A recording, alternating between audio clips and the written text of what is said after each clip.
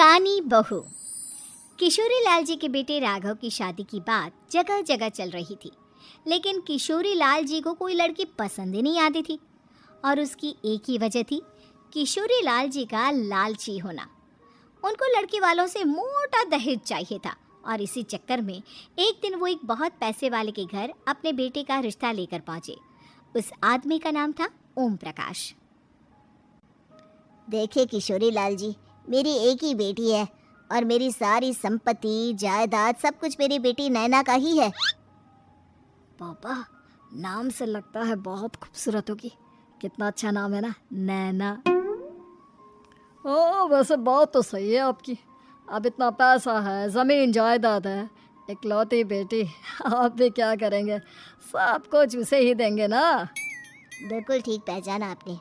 बस बेटी की शादी और सारी जायदाद उसके नाम। पापा, बिना देखे हाँ कर दीजिए ना। इतना अच्छा रिश्ता फिर कहाँ मिलेगा? माला माल हो जाएंगे हम। मैं अपनी बेटी को बुलाता हूँ। अरे नहीं नहीं नहीं नहीं, आपकी बेटी का नाम नैना है, सुनकर ही लगता है बहुत सुंदर होगी। रहने दीजिए अंकल, मैं तो आपकी बेटी के नाम से ही इतना खुश हो गया हूँ कि उसे बिना देखे शादी करने को तैयार हूँ। अब तो मैं उसका चेहरा सीधे शादी के बाद ही देखूंगा। और इस तरह राघव नैना का चेहरा नहीं देखता और उससे शादी कर लेता है।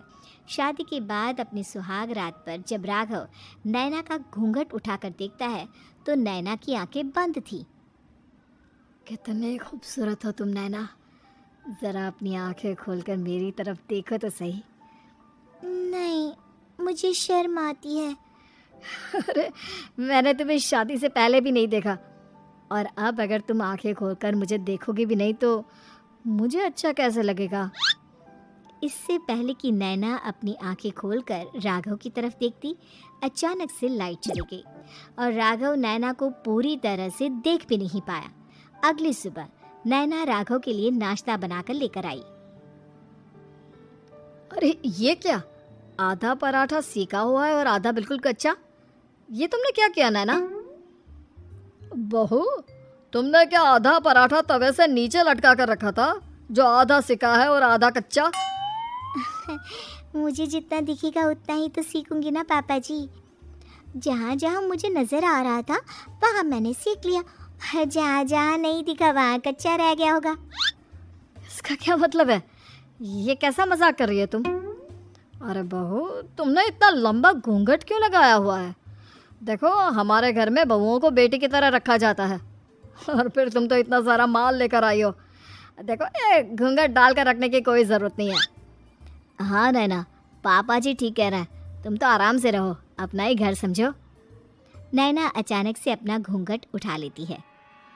अरे ये क्या पापा, नैना की तो एक आंख फूटी हुई है। नाम से नैना, लेकिन ये तो कानी बहू निकली।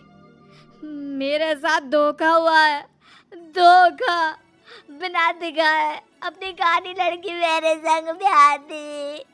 मुझे कानी बीवी नहीं चाहिए।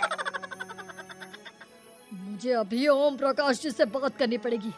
आखिर उन्होंने मेरे साथ ऐसा किया क्यों? अरे, आप लोगों ने ही तो पापा से कहा था कि आप लोग शादी से पहले मुझे देखना नहीं चाहते। अब मेरे पापा पर क्यों इल्जाम लगा रहे हैं? अरे लेकिन उन्हें बताना तो चाहिए था ना कि तुम कानी हो, एक आंख से तुम्हें दिखाई नहीं देता। किशोरी लाल और राघव नाराज होकर ओम प्रकाश को अपने घर बुलाते हैं। पापा जी, ये आपने क्या किया? शादी से पहले बताया क्यों नहीं कि नैना की आंखों में परेशानी है?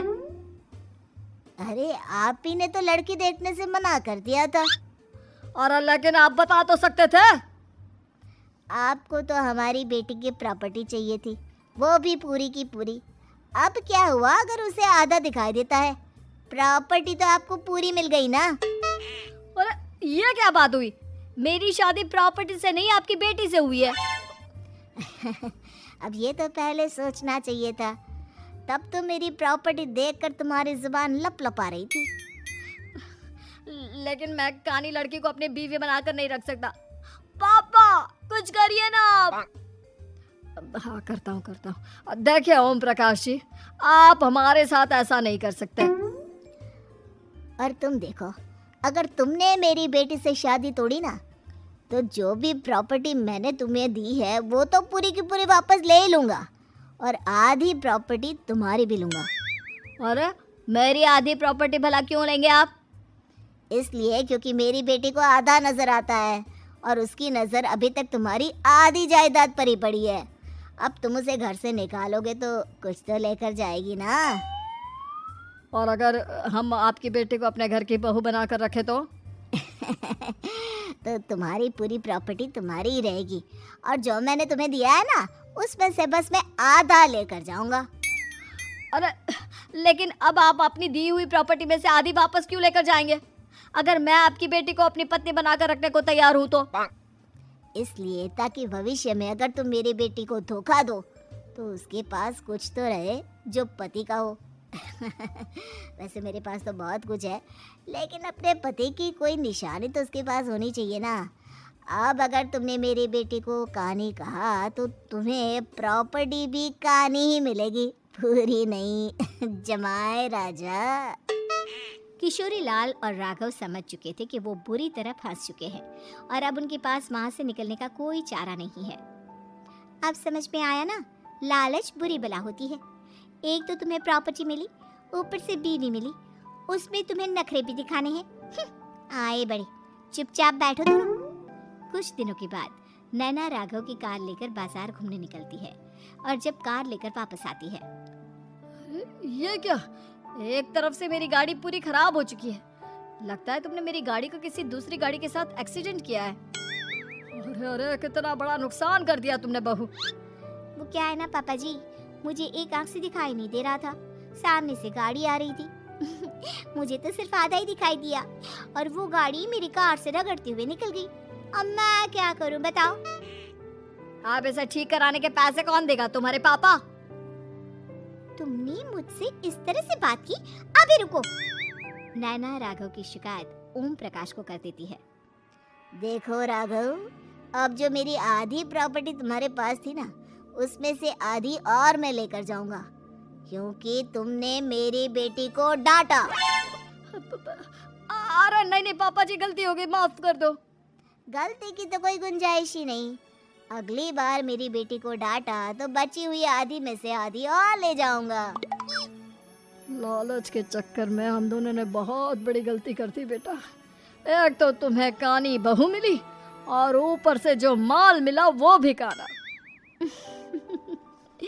इस तरह राघव की हर एक गलती पर ओम प्रकाश उसकी प्रॉपर्टी का आधा आधा हिस्सा लेकर अपना सारा माल वापस ले गया और राघव को कानी बीवी से काम चलाना पड़ा। भाई लालच वाकई में बुरी बला है।